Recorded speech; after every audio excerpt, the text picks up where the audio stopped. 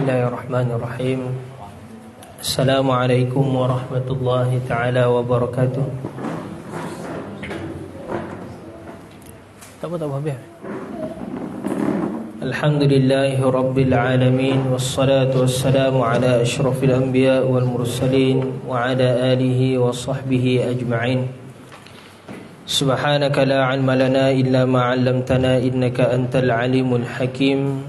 Rabbi shrah lana sudurana wa yassir lana umurana wahlul 'uqdatam min alsinatina yafqahu aqwalana. Rabbana yassirna wa la tu'assir 'alaina ya karim. Rabbana atmimna bi khairi ya arhamar rahimin. Ila hadratin Nabi Muhammad Mustafa sallallahu alaihi wasallam wa ala alihi wa ashabihi al-kiram tabi'in wa tabi' tabi'in wa man tabi'ahum bi ihsanin ila yaumiddin, wa khususan ila masyayikhina wa muallimina wa walidina. Al-Fatihah. A'udzu billahi minasy syaithanir rajim. Bismillahirrahmanirrahim. Alhamdulillahi rabbil alamin, arrahmanir rahim, maliki yaumiddin. Iyyaka na'budu wa iyyaka nasta'in. Ihdinas siratal mustaqim, siratal ladzina an'amta 'alaihim ghairil maghdubi 'alaihim waladdallin. Amin. Alhamdulillah, pertamanya kita ucapkan syukur kepada Allah Subhanahu wa taala kerana pada malam ini dapat sama-sama kita menyambung pengajian kitab kita. Cuma pada malam ni kita tangguhkan dulu pengajian kita sebab kita terus kepada permasalahan yang diminta oleh Tuan Haji Soni untuk kita bahas pada malam ni berkenaan dengan fiqh perubatan ataupun fiqh ketika sakit, hukum hakam ketika sakit. Bagaimana cara kita nak menunaikan solat, bagaimana cara kita nak menunaikan ibadah-ibadah yang lain, dan bagaimana untuk taharah dan sebagainya, mana bersuci ketika kita sedang sakit. Baik, Bismillahirrahmanirrahim. Jadi apabila kita cerita berkenaan dengan bab sakit ni, sekarang ni pun kalau ikutkan saya sendirilah, Al-Fakir sendiri seminggu dah sebenarnya demam. Dia berbalik-balik ni pun suara, kalau siapa-siapa perasan suara dia macam rock sikit ni. Suara tak berbaik. Seterusnya sekarang ni pun keluarga pun sedang sakit juga, anak pun demam. Malam ni baru tadi orang rumah bagi. Mudah-mudahan dah kita doakan sama-sama kita semua diberikan kesembuhan oleh Allah Subhanahu wa taala. Baik, berkenaan dengan permasalahan apabila berlakunya kita ni ditimpa sesuatu musibah yang disebut sebagai sakit, maka kita kena tengok bagaimana tahap sakit yang ditimpa kepada kita tu. Itu pertama.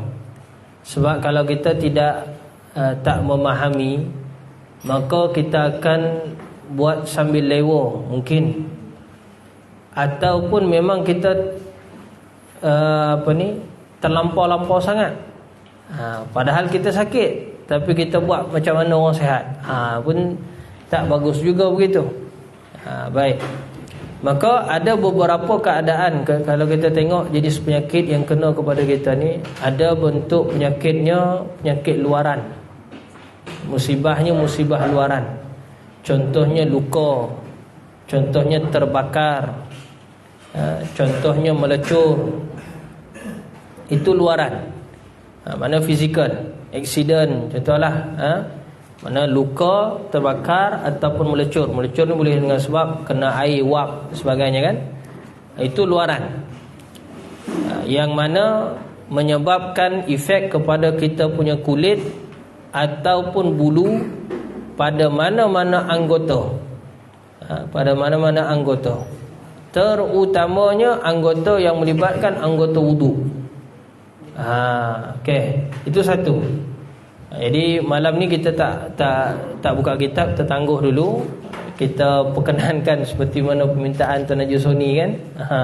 Untuk untuk berkenaan dengan fik perubatan ataupun fik ketika kita sakit ni. Jadi sama-sama lah.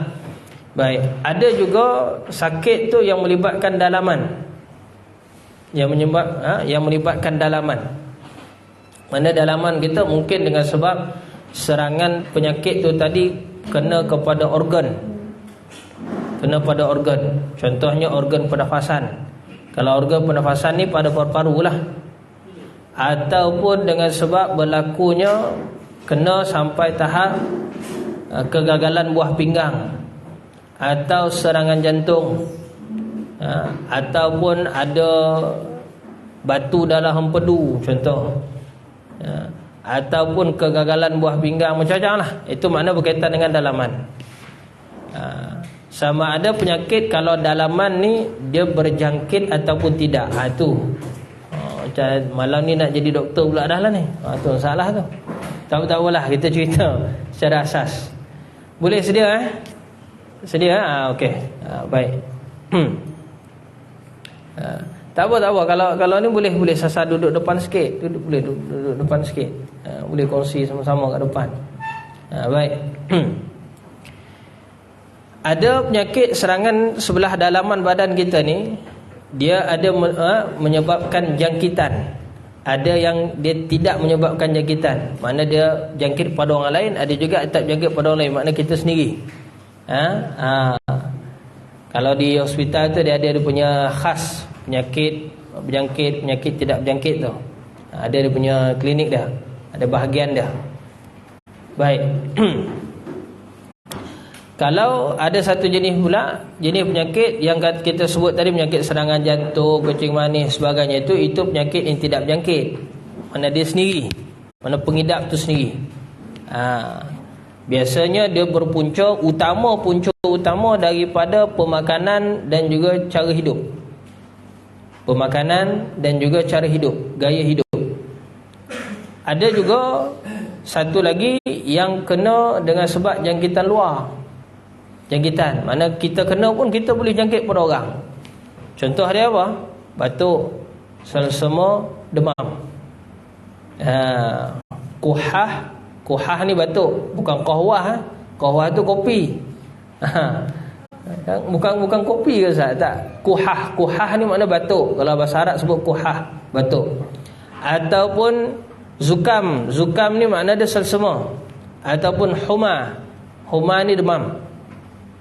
Tak kisahlah demam bentuk apa sekalipun, demam sesama babi ke, demam sesama burung ke, sesama kelawar ke, ataupun yang lebih dikenali dengan nama coronavirus ke, ataupun apa jenis saja, jenis penyakit yang lain, dipanggil sebagai virus. Baik.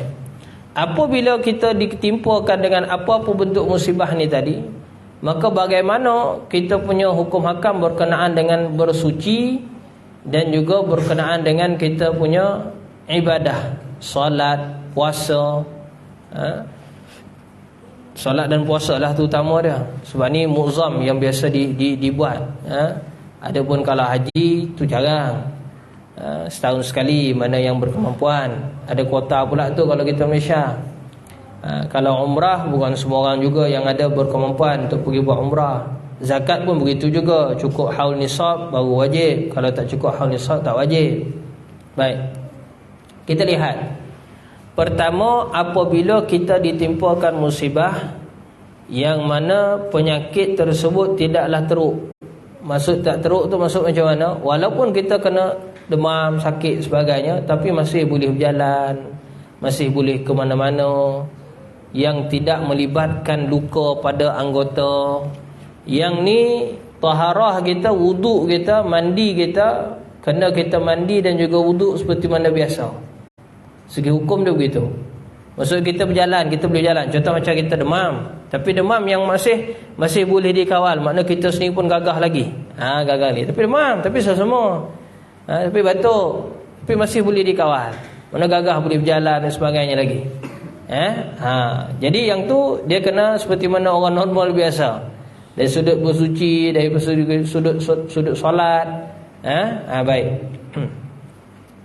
Tetapi kalau pergi pada tahap dia punya penyakit tu teruk sikit, yang mana menyebabkan kita terlantar, Tapi bukan menyebabkan luka, dia bukan luka. Mana pada badan kita ni tidak ada balutan luka. Maksud dia penyakit tu dalaman lah.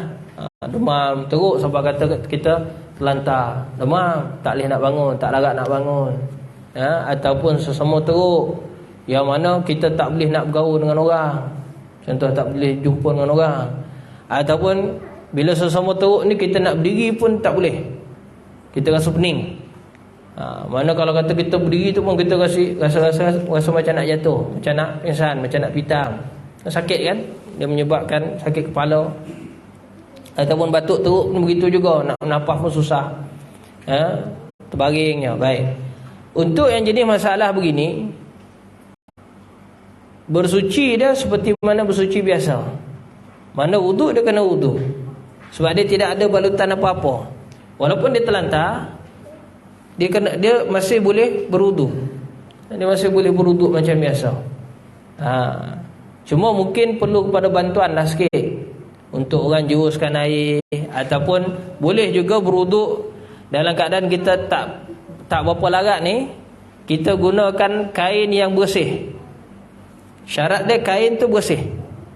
Kain yang bersih tu tadi kita celupkan dalam air mutlak. Kita pindahkan air tu, kita sapu di muka. Kalau untuk wuduk lah, wuduk kita sapu muka, sapu tangan. Yang mana kain tu tadi, kain tu air dia memang basah, kain tu basah, air dia banyak kan. Jadi bila kena kat muka kita ni, dia jadi basah. Maka itu dikira sebagai sah wuduk kita. Mana kita gunakan medium kain untuk memindahkan air itu tadi kena pada kita punya anggota wuduk. Jangan kita tak wuduk langsung, jangan kita tak solat. Itu tak boleh. Ustaz, habis kalau kata ada cucuk dan sebagainya, iaitu dia pergi pada satu tahap lagi, iaitu dah ada ubat, ada balutan, ada cucuk dan sebagainya. Betul ke tidak? Tempat masuk ubat tu kan? Ada dipanggil apa tu dalam istilah perubatan? Ustaz, ingat Ustaz? Yang alat-alat dia tu, betah. Yang penting tahulah kan masuk air tu kan? Kita tak kisahlah untuk masuk darah ke masuk ubat ke. Penting dia ada dia punya tapak dia tu. Apa? Dia panggil apa? Drip. Tempat drip tu. Tu. Bila ada begitu, maka melibatkan anggota badan kita tu terbalut, terhalang air. Bila terhalang air, yang ni lah satu perkara yang perlu kita faham. Terutama kalau kata halangan tu tadi berlaku kepada anggota yang dipanggil anggota wudu, sama ada di muka, tangan, kepala ataupun kaki. Anggota wudu. Baik. Sebab biasa kalau orang sakit ni tak adalah keluar air mani ke, ada juga yang boleh menyebabkan kena mandi wajib. Biasa tak lah kan. Tapi biasanya wuduk, masalahnya di wuduk. Baik. Untuk begitu, maka kita kena faham, kita kena tengok, kita kena ingat balik. Sebelum kita pakai drip tu tadi, ataupun sebelum tangan, katalah tangan patah, sebelum kita berbalut simen tadi, adakah orang tu yang sakit ni tadi, sebelum kena tu tadi, dia sedang berwuduk? Maksudnya dia masih ada wudu. Kalau dia masih ada wudu, kemudian baru dia pakai balutan-balutan tu tadi, maka bila batal wudu dia selepas tu, dia hanya cukup berwudu, yang mana anggota yang tidak berbalut dia basuh macam biasa. Faham kan? Yang berbalut tu tadi dia isyaratkan saja air. Mana dia ambil air, dia isyarat. Kalau macam kain tuala tu tak adalah terlampau basah, ada isyarat begitu. Macam contoh tangan kita patah, tangan patah kan, ataupun berbalut luka teruk, luka melecur sebagainya kan berbalut. Betul ke tidak? Sebelum kena tu tadi kita ada wuduk ke tidak? Mana sebelum memakai tu tadi ada wuduk ke tidak?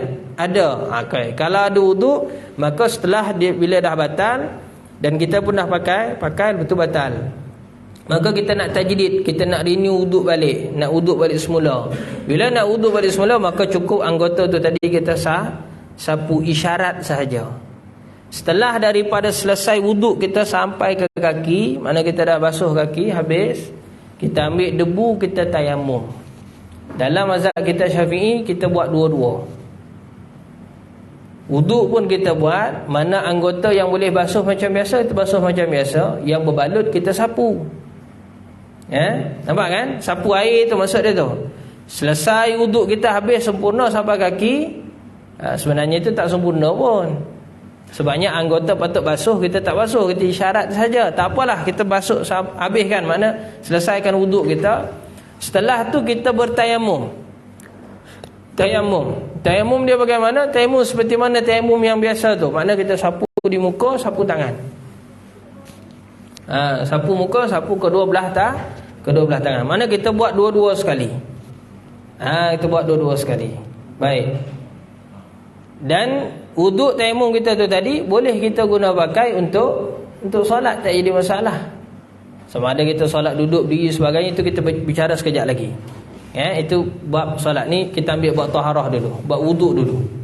Bagaimana nak bertaharah. Baik. Seterusnya, asal tadi kita ada wuduk. Ingat asal tadi kita ada wuduk sebelum pakai balutan tu tadi. Maka bila nanti sembuh, contoh patah biasa orang pakai sebulan kan. Selepas tu baru dia buka. Baik. Sepanjang sebulan tadi dia wuduk dengan tayamum dengan cara tadi. Kita tunjuk sepanjang sebulan sebab dia ada balutan tu tadi. Setelah habis dia sembuh, makna doktor sahkan boleh buka dah. Yang balutan patah, simin patah dia tadi boleh buka dah. Maka dia tidak perlu i'adah. I'adah ni makna dia ulang semula solat sepanjang sebulan yang dia pakai tadi. Tak perlu ulang balik. Sebab apa? Sebelum dia pakai, dia memang orang yang dah ada wuduk. Jelas tak ni? Jelas Jelas? Sebelum pakai tadi, sebelum pakai simen tadi, awal-awal sebelum dia pakai tadi, dia memang dah ada wuduk. Dia memang ada wuduk dan wuduk dia masih sah. Kemudian baru dia pakai simen. Nanti bila dah habis sebulan, mana dah boleh buka, sebulan ke 3 minggu ke, dia boleh buka. Sepanjang sebulan atau 3 minggu yang dia berwuduk dengan keadaan ada simen tadi, jadi dia solat, betul ke tidak? Maka solat dia tu tak perlu diganti ataupun diulang semula. Dipanggil i'adah. Dia bukan ganti qada ni memang tak solat langsung. I'adah ni maksud dia solat, cuma tak sempurna. Mana tak sempurna? Bersuci dia tadi tak sempurna. Patut wuduk tangan basuh. Ini dia sapu macam tu je. Sapu pula bukan sapu kat kulit, sapu di balutan, sapu di simen. Jadi kalau pada segi kaedah asas dia masih tak sah lagi wuduk dia kalau pada asas. Jadi kita ambil rusah tu sebab sakit. Jadi sah, salat dia tu sah. Tapi sah dalam keadaan yang ada kecacatan tu tadi. Nanti bila dia dah kena buka, disebabkan sebelum dia pakai tadi dia ada wuduk, maka dia tak perlu i'adah semula. Tetapi sekiranya ini kebiasaan berlaku, sebelum orang pakai simen ke sebagainya tu, biasanya orang ada wuduk tak ada wuduk. Kebiasaan orang kita jarang yang betul-betul jaga wuduk, betul ke tidak? Maksudnya biasanya tak berwuduk. Maka nanti bila dia dah sembuh, dia dah buka semula balutan dia perlu i'adah semula solat dia tadi. Kalau sebulan tu lah dia kena i'adah. Bukanlah sebulan tu kena i'adah dalam masa 1 hari. Boleh kalau mampu, tak ada masalah. Kalau orang Kedayan kata apa, boleh inut sikit-sikit. Sikit. Mana ganti tu sikit-sikit. Semampu boleh. Kaedah dia antara yang disebut oleh para ulama, setelah satu solat fardu kita buat solat ganti. Begitu. Faham kan? Nampak kan? Itu sekiranya sebelum pakai tadi tidak ada wuduk. Jadi jagalah wuduk kita baik-baik. Sebelum berlaku kecelakaan, kemalangan, jadi biarkan kita ni dalam keadaan sentiasa berwuduk. Baik, itu satu bab. Bab taharah. Bab untuk cerita wuduk. Jelas kan? Itu satu. Kemudian setelah tu berkenaan dengan solat pula. Solat. Ada solat yang kita mampu buat dalam keadaan asal. Mana berdiri macam biasa, solat wajib ke, solat sunat ke, walaupun kita dalam keadaan sakit. Sebab apa? Kita masih boleh berdiri. terutamanya pada solat fardu. Solat fardu dia wajib kena berdiri bagi yang mampu untuk berdiri. Tapi kalau dia tak mampu untuk berdiri, contoh, kalau dia berdiri lama dia rasa pening. Betul tidak? Ada jenis sakit macam tu. Disebab kesan makan ubat ke, tak kisahlah. Ataupun memang dia tak boleh nak berdiri tu sebab apa? Kedua-dua kakinya patah, terpaksa kena simen. Ataupun dua-dua bergantung. Tahu tergantung kan? Dua-dua bergantung. Ataupun salah satunya bergantung. Yang mana dia tak boleh nak berdiri, kena gantung gitu, patah kan, contoh. Maka dia solatlah dalam keadaan yang dia mampu. Kalau mampu duduk, duduk. Kalau tak mampu duduk, hanya sekadar baring tu, cuma tegakkan kepala, tinggikan sikit. Itu yang kalau katil hospital tu kan dia boleh, kita di Malaysia kita boleh tegakkan dia tu kan. Itu tujuan dah. Kalau tak ada katil tu sat kat rumah macam mana? Letaklah bantal tinggi sikit belakang tu. Sama ada di tengkuk ataupun letak di belakang. Kalau kata boleh dia duduk kan, duduk separuh gitu, boleh. Yang penting muka dia tu dihadapkan ke arah kiblat. Habis kalau katil tu tak ngadap kiblat, pusing jelah. Katil tu kan ada roda. Kalau katil tak ada roda macam mana, angkatlah ramai-ramai, bantulah. Kalau dia seorang memang dia sebatang kara saja kat rumah tu, macam mana? Semampu dia boleh. Semampu dia boleh. Semampu yang dia boleh. Boleh faham kan? Itu cerita berkenaan orang sakit. Orang sakit ni semampu boleh. Semampu yang boleh. Maknanya dia tak boleh buat semua, jangan tinggal semua. Itu kaedah dia. Tak mampu buat lengkap sempurna, jangan tinggalkan semua langsung. Maksud dia jangan tak solat langsung, kena solat. Begitu juga kalau kata orang yang kena sakit kaki dan sebagainya kan, dia boleh solat berdiri, tapi dia tak boleh apa, nak lipat lutut tak boleh. Satu ketika nanti mudah-mudahan kita tak diuji dengan tu. Itu masih muda-muda lagi ni, gagah lagi lah. Alhamdulillah. Kadang-kadang kita tengok orang tua-tua, apa pakcik tu umur, macam aku juga umur dia lebih kurang, tapi dah tak boleh dah solat berdiri macam biasa, kena duduk atas kursi. Itu bahagian dia, bahagian kita tak tahu lagi. Jadi kita doa yang baik-baik. Bukan masalahnya umur, dia masalah dia dah sakit, nak buat macam mana kan? Dah takdir Ta'ala kenakan musibah sakit. Jadi kita syukurlah atas perkara tersebut. Baik, begitu. Baik, terus.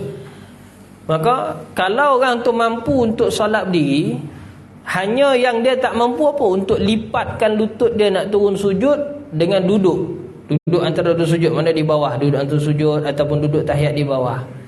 Maka hendaklah kalau solat fardu, dia kena memulakan solat tu dalam keadaan berdiri, sebab dia mampu berdiri. Dia kena berdiri. Rukuk boleh, masih boleh. I'tidal boleh. Yang tak bolehnya sujud nak turun ke bawah tak boleh.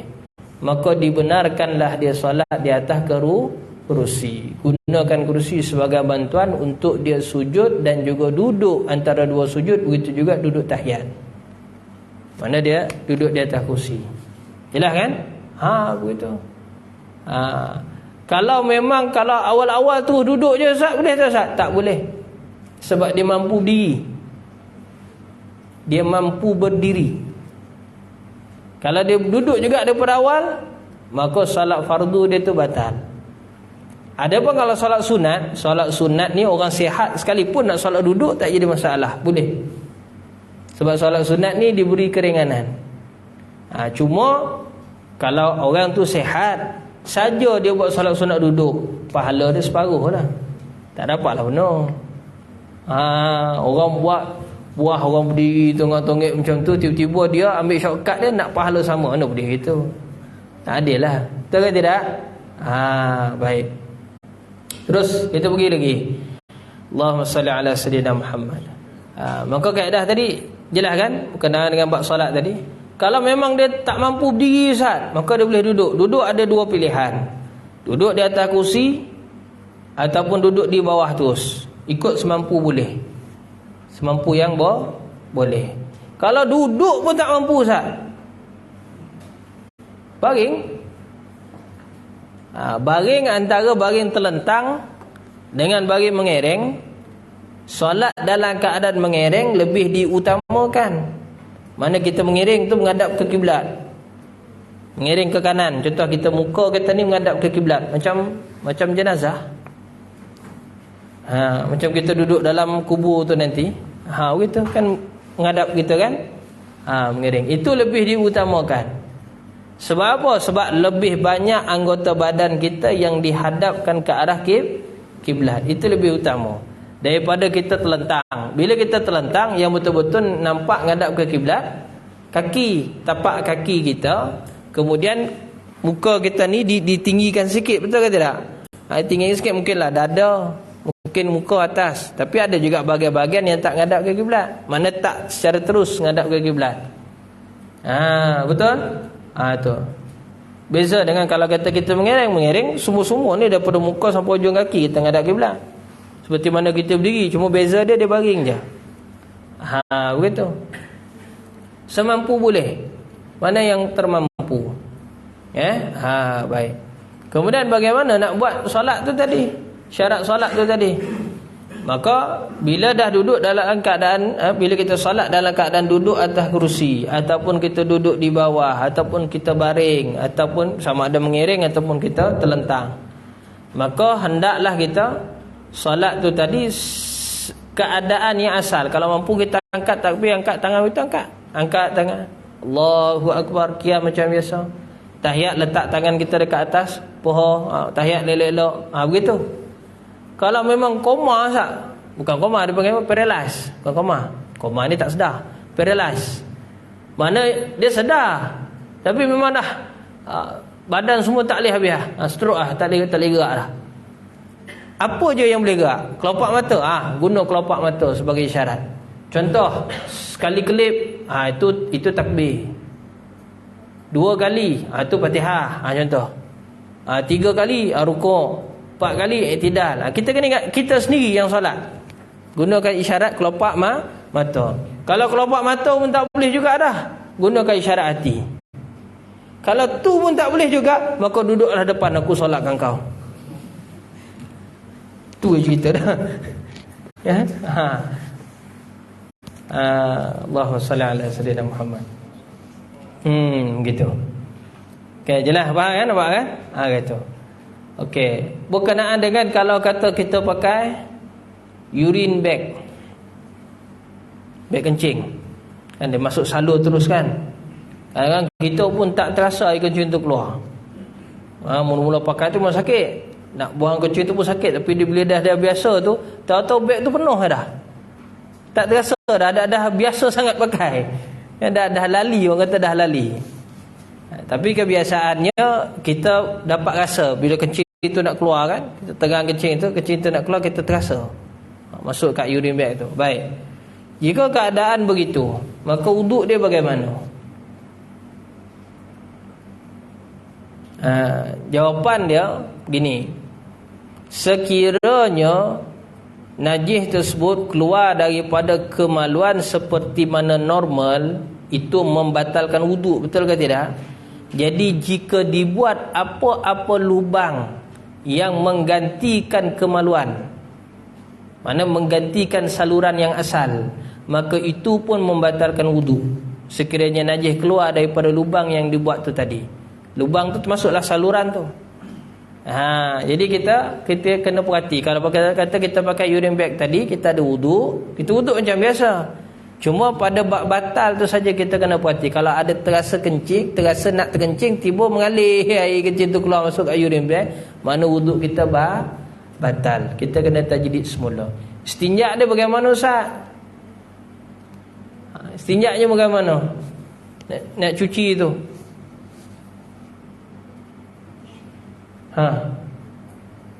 Boleh tak guna tisu?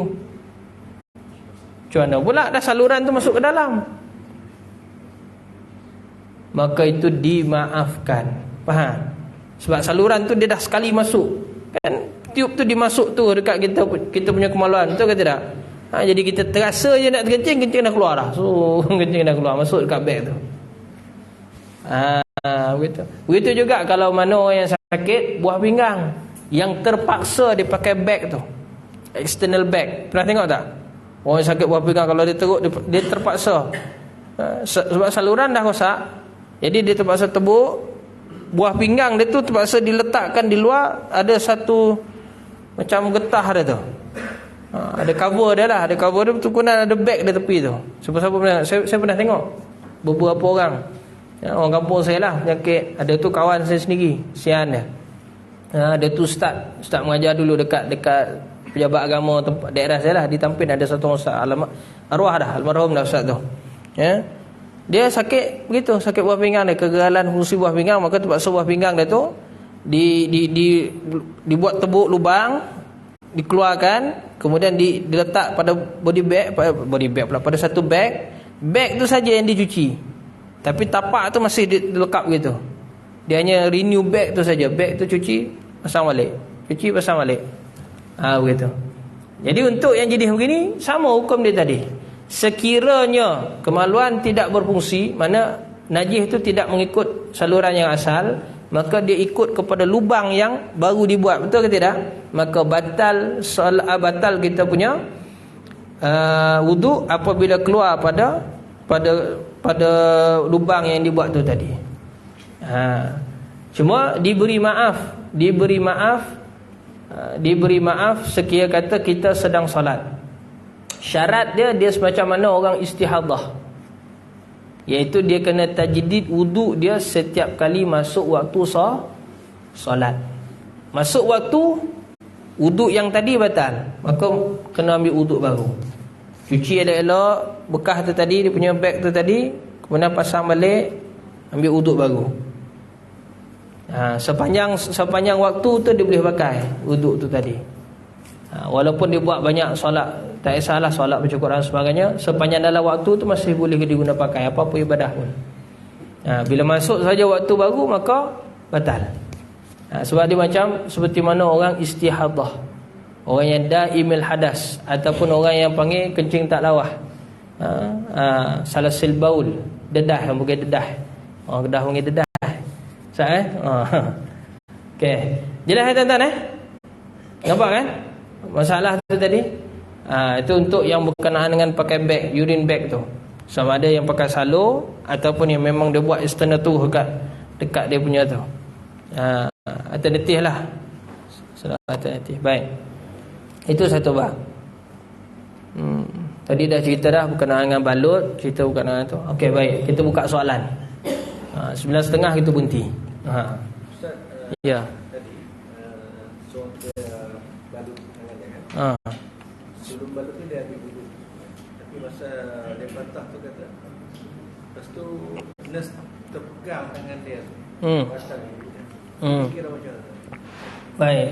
Ini masalah kalau kata nurse pegang tangan kita, betul ke tidak? Ni bagi orang lelaki lah ni, orang perempuan tak ada masalah.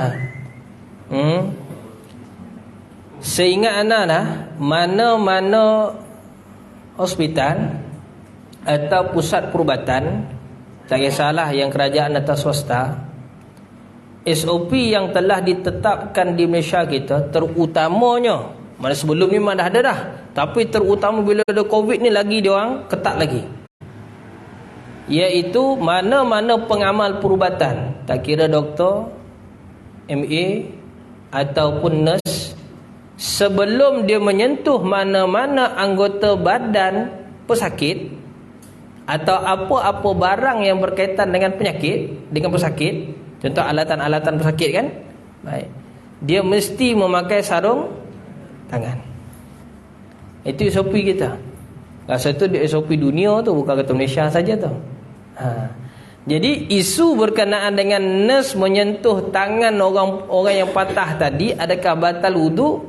Isu itu sebenarnya tidak akan timbul sekiranya asal SOP tadi memang diguna pakai betul.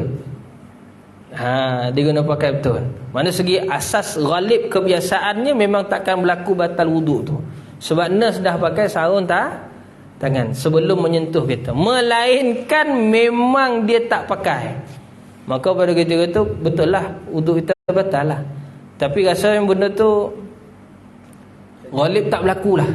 Ghalib tak berlaku. Memang jarang sangat, rare sangat tu kalau berlaku kata dia tak pakai sarung tangan, dia terus sentuh. Betul ke tidak? Sebab memang itulah undang-undang WHO dan juga itu yang diterapkan di Malaysia kita. Apa mana-mana pengamal perubatan, tak kisah doktor, MA ataupun nurse, dia sebelum menyentuh anggota badan pesakit ataupun alatan yang berkaitan dengan pesakit, mesti dia akan pakai sarung tangan. Maka sarung tangan tu sebagai lapik untuk menghalang daripada kuman. Nah, sebenarnya itu SOP perubatan. Tapi segi hukum, bila dah ada sarung tangan tadi, batal tak wuduk kalau kata bersentuh? Tidak batal. Begitu. Tapi kalau kata memang tak pakai langsung, kita sebagai pesakit kita berhak ingatkan. Jangan kita biar pula. Kebetulan pula nurse tu cantik, biarnya pula. La haula wala quwata illa billahil aliyil azim. Tahulah kau sakit, jangan ambil kesempatan. Itu satu bab kita nak kena faham. Orang sakit ni kena takwa juga. Kalau tak takwa habis. Itu yang tak solat tu. Asal sakit tak solat tak boleh. Kalau betul dia tak solat sekalipun, dia kena ganti. Kena bertakwa, dia kena sifat takwa. Sifat takut pada Allah Ta'ala. Allah Ta'ala tahu. Jangan mengelak, jangan ambil kesempatan lah tu. Kita boleh ingatkan, minta maaf, pakai sarung tangan tu, gelah. Kita boleh ingatkan. Kita boleh ingat. Yalah, manusia mungkin dia terlupa. Mungkin dia pun kecemasan, dia pun cemas. Patutnya orang yang duduk dekat kecemasan ni, dia tak boleh cemas. Tapi dia pun cemas. Contohlah, kita punya teriak tu lain macam, padahal batas jari pun. Contohlah, jerit dia tu lain macam. Contoh, dia pun cemas dah. Nurse tu pun cemas.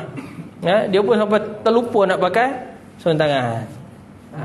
Gitu. Jadi kita boleh ingatkan. Kita boleh ingatkan. Itu hak kita sebagai pesakit, sebagai pengguna. Hak pengguna lah tu. Allah Ta'ala, hak pelanggan. Sila je.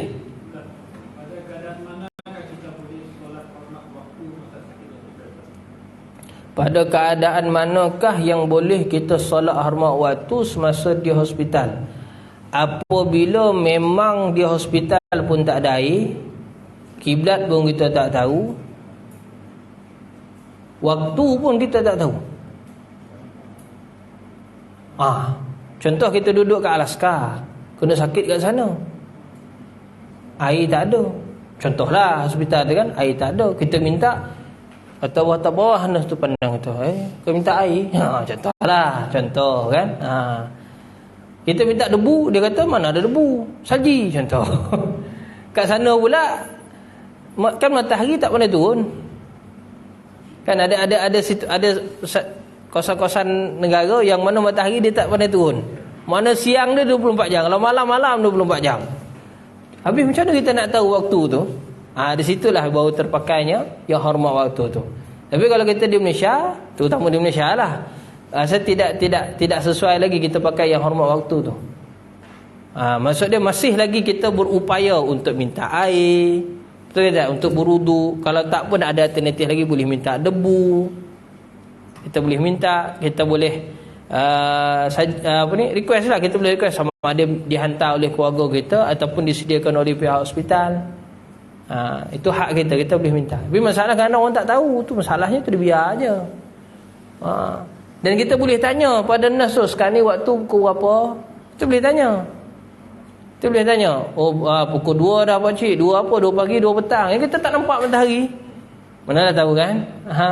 Bilik tu tutup lah sikit, gelap pula, cahaya lampu je. Kita tanya, 2 pagi ke 2 petang? 2 pagi pakcik. 2 pagi dah. Kalau zuhur aku tak solat lagi, dah 2 pagi. Contoh lah tu. Itu kena ganti. Itu kena ganti. Jadi kita boleh tanya waktu sebagainya, kita boleh dapatkan. Walaupun kalau kata kat Alaska tadi pun sebenarnya kita boleh dapat waktu tu sebenarnya. Tapi manalah tahu, memang orang tak nak pergi kerjasama langsung. Negara tu pula bukanlah negara Islam. Jadi kepahaman orang berkenaan Islam tu sangat terbatas. Itu pun salah satu cara medium kita boleh jadi dakwah juga tu. Peluang kita untuk berdakwah juga tu. Tunjukkan kepada dia apakah keindahan Islam tu. Allah Ta'ala alam. Clear je kan? Baik. Ya. Kalau yang hormat waktu tu, contohnya dia tiba-tiba stuck lagi trafik dia yang teruk, tak boleh tinggalkan kereta, dia tak berwudu lagi. So itu boleh lah. Itu boleh. Itu masalah traffic jam. Itu masalah traffic jam. Itu boleh, itu memang keadaan memang terhalang betul. Mana kalau dia turun daripada kereta, dia pergi solat macam biasa, duduk tepi siang jalan. Kalau parking dekat emergency lane, siap kau kena kan. Kena denda masuk mahkamah dah kan. Dia tak ada 300 tu. Itu kalau duduk emergency lane masa tengah jam, duduk emergency lane, memang kena masuk mahkamah. Itu sekarang kita punya undang-undang, sejak daripada yang dah berlaku kes yang berlaku banyak gitu kan. Itu. Jadi kita nak tinggalkan kereta tak boleh juga, sebab dia jam tu memang jam gila, tapi masih gerak sikit. Yang orang sini inut banking.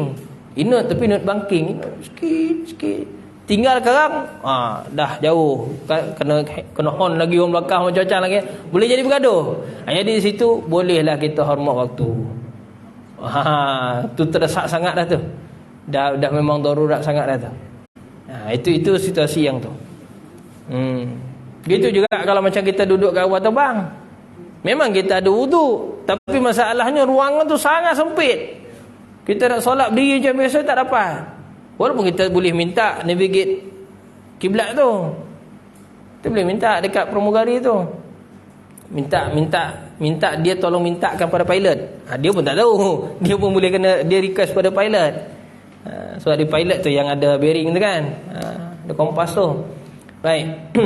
Cuma disebabkan ruangan tu terlalu sempit, memang tak ada langsung. Maksud dia kira tak patuh syariah lah kapal terbang tu. Senang cerita macam tu, bahasa mudah dia. Bukannya syariah compliant. Kapal terbang tu. Jadi macam mana nak buat?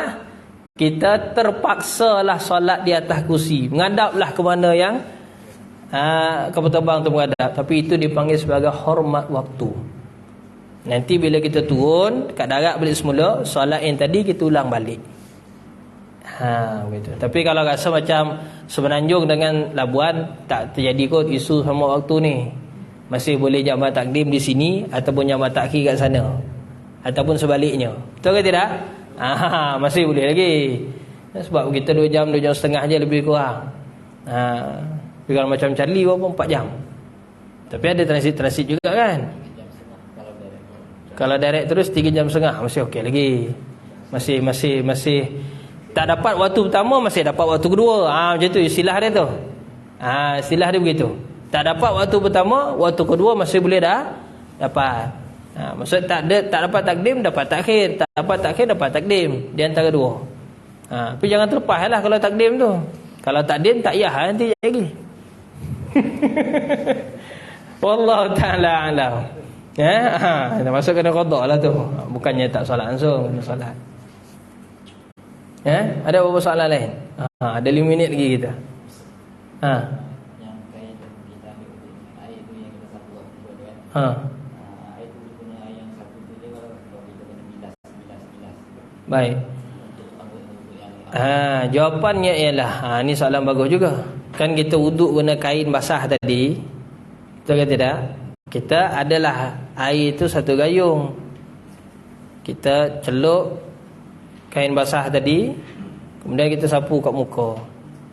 Kain yang asal tadi tu kita celup balik untuk kali kedua. Contohlah, kita sapu pula kat tangan. Boleh ke tidak jawapan dia? Jawapan tak boleh. Jadi mustakmal yang kedua tu. Yang kedua tu mustakmal. Sebabnya bila once kita dah guna tadi, air yang ada di kain tu jadi mustakmal. Jadi air dalam gayung masih mutlak. Kita pergi campur. Air tu pula kurang 2 kolah. Jadi cara macam mana nak buat? Perah dulu, buang secara ghalib. Air tu hilang secara ghalib lah. Memang tak hilang satu patah, tapi ghalib kebanyakannya dah hilang dah pada. Baru celup baru. Dah gitu. Begitu juga kita pindahkan najis. Kalau kata kena dekat tempat yang susah kita nak bersihkan. Contoh macam kapet, kena pula, minta maaf lah, kena pula najis tu jatuh betul-betul dekat tengah-tengah masjid, tengah-tengah ruang solat tu. Takkan kita nak potong kapet tu pergi basuh? Betul tak? Jadi cara macam mana nak buat? Cara guna pindah tadi lah. Pindah tadi.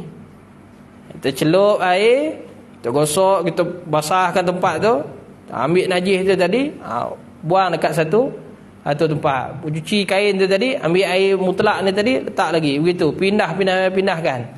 Jangan yang najis tu masuk oleh air mutlak tu, tak boleh jadi mutan najis. Buang tempat lain, mana baldi yang lain. Bersih dia tu, baru ambil balik air mutlak tu, buh balik dekat tempat yang kena tu tadi kan. Mana kita pindahkan sampailah tempat kapet tu tadi hilang bau, warna, rasa. Begitu. Rasa tu guna apa? Guna tangan ke guna lidah? Lidah. Sebab disebut dalam bahasa Arab tu apa? Launuhu wa rihuhu wa ta'muhu, bukan wa masuhu. Wa ta'mu ta'am ni makna dia yang dengan lidah. Jangan pergi jilat lagi situ. Ghalib biasalah segi adat, kalau hilang bau warna dah, bau dengan warna dah hilang, jadi rasa hilang tak? Hilang lah tu. Tak payah pergi jilat pula. Situ tak ada hujung nak. Astagfirullahalazim. Dia boleh guna keadaan adat je tu. Makna ghalib, keadaan kebiasaan. Biasa kalau segi asas biasa, hilang tak? Bila hilang bau warna, rasa hilang. Betul. Rasa tu kan, rasa masin dia tawar, payah dia tu hilang lah tu. Gitu. Wallahu ta'ala alam. Sama macam yang tadi tu. Bila kita wuduk tadi pun sama, guna air kain basahan tadi kan.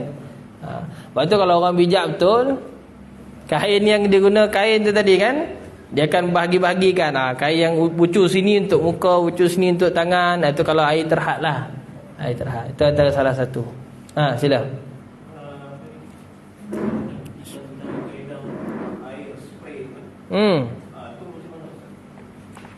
Itu pun lagi bagus. Kalau guna spray tu lagi bagus. Kita sebut ni tadi cara tradisional sikit kan. Sebab kadang-kadang ada orang, aku tak ada spray Ustaz kat rumah. Kena beli juga. Tu masalah tu. Jadi kita ajar juga guna kain macam mana, guna jiruh je macam mana. Guna spray lagi bagus. Spray lagi selamat. Sebab spray ni memang kita cuma spray kena ingat mana anggota yang basuh. Tu kita kena beza. Anggota wuduk yang kita kena basuh mana? 3. Muka, tangan sampai siku, kaki sampai buku lali, kepala sapu. Yang basuh, anggota basuh yang 3, kita kena spray sampai wap air tu dia meleleh. Sampai dia mengalir. Mana kalau kata spray kat muka, tak boleh spray sikit dia macam kita spray minyak angin tu, tak boleh. Itu sikit. Dia kena spray sampai basah yang mana air tu mengalir gitu. Bila dia mengalir gitu, jadi itu dikira basuh. Jadi kita gosok lah, tinggal gosok, ratakan je. Jelas tak ada. Sama juga tangan, begitu juga kaki sampai buku lali. Tapi kalau kepala, kepala cukup kita sekali spray ya, tersapu dah. Cukup sebab dia hukum dia sapu. Kepala sapu. Sapu dia tak syarat air mengalir. Basuh syarat dia air kena ada mengalir. Betul. Itu beza dia. Jelas kan, nampak kan? Clear dah tu. Jadi mana yang guna spray tu kan faham lah. Sebab tu kalau kata orang wuduk guna satu botol ni, sebenarnya satu botol ni boleh kongsi 3 orang ni. Ustaz. Dibuntang motor tertawah-tawah dia pandang. Betul dah kalau orang tahu kaedah. Kalau tak tahu kaedah, satu botol ni satu anggota je. Sebab orang kita biasalah air banyak kan, dia faham wuduk mesti kuyup. Kalau mandi lencun. Faham maksud lencun tu? Makna lencun habis betul, basah betul-betul. Itu kalau mandi. Kalau wuduk mesti basah, mesti kuyup. Tak macam tu. Padahal syarat dia bukan begitu. Itu dah jadi membazir. Sudah jadi membazir air. Itu yang dia boleh buka pipe tu, kena pula pipe baru. Tak ditune lagi dia punya getah ada tu kan. Dia buka macam nak mandi seekor anak gajah. Contohlah. Minta maaf lah tu asal sebut sikit bahasa gitu. Minta maaf. Kau kasar minta maaf lah. Besar gitu. Padahal dia nak buat apa? Wuduknya pula bukan sampai basuh 3 kali. Sekali je pun. La haula wala quwwata illa billah. Seronok tengok air tu besar kan. La ilaha illallah. Itu masih. Itu masih. Air wudu, kiraan dia ni ada disebut dekat dalam syarah Imam Ibnu Qasim Al-Ghazi, syarah kepada matan Abi Suja'. Ada disebut berapa nilai banyak air wudu, air yang kita buat wudu yang jadi bazir. Iaitu kalau air itu melebihi daripada rubuk tanakah. Satu tanakah ni makna dia 5 liter. Kalau rubuk 1/4. 1/4 daripada 5 liter. Berapa liter? 1.25 liter. Makna dia satu botol besar telah lebih kurang. Kalau kita wudu, air yang kita guna untuk wudu tu lebih daripada banyak air satu botol besar tu, jadi wudu kita tu makruh. Sah tapi makruh sebab bazir. Sebab air tu terlampau banyak. Itu kiraan dia.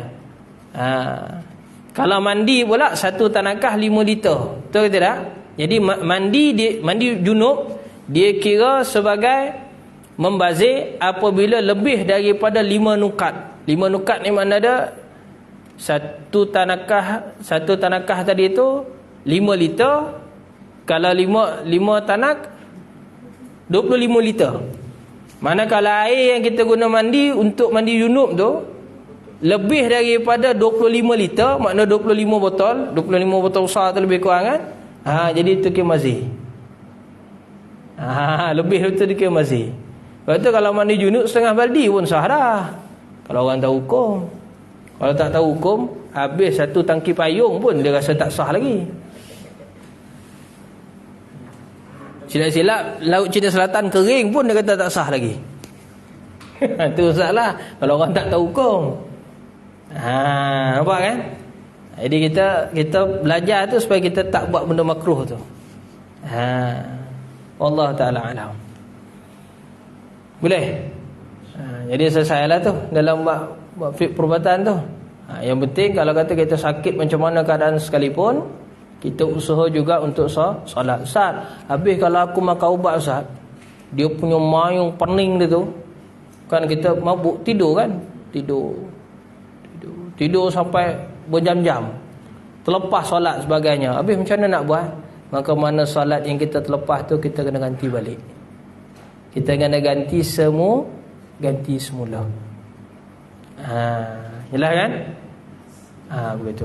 Wallahu ta'ala alam. Yang penting kita ingatkan pada diri kita, kita ingatkan pada keluarga kita dulu. Sebab kalau kita benda yang kita belajar, kita amal untuk diri kita, kemudian kita beri ingat kepada ahli keluarga, kita dah jalankan kerja Nabi-Nabi. Tapi kalau kita ajar kepada orang ramai, jadi kita buat kerja Rasul-Rasul. Mana? Sebab itu umat Nabi Muhammad sallallahu alaihi wasallam ni sangat senang masuk syurga. Dan umat yang mula-mula sekali akan dihisap. Sebab apa? Sekalian umat kita ni kalau dia buat kerja, sebabnya diberi kelebihan, kita ni paling kurang pun kita buat kerja Nabi. Kerja Nabi. Nabi-Nabi dulu dia dapat wahyu. Dia wajib untuk sampaikan kepada diri dia dan juga ahli keluarga terdekat. Kalau dia sampaikan kepada orang luar, itu hukum dia sunat je. Dia wajib menyampaikan, tapi menyampaikan dalam yang masyarakat terdekat dia, mana keluarga terdekat. Itu kerja Nabi-Nabi. Kalau Rasul, dia kena pada umat. Walikulli ummatin Rasul. Setiap umat tu Rasul, makna dia orang ramai. Jadi kalau kata kita mengajar sebagai, kita buat kerja Rasul. Kalau kita ajar kepada kita punya ahli keluarga, didik ahli keluarga, ingat keluarga terdekat kan, sepupu, sepapak sebagainya, itu kita jalankan kerja Nabi-Nabi. Itu lebihnya umat Nabi Muhammad sallallahu alaihi wasallam. Jadi berbanggalah jadi umat Nabi Muhammad. Baik, alhamdulillah. Saya cukuplah sampai sekadar itu saja dulu, boleh kan?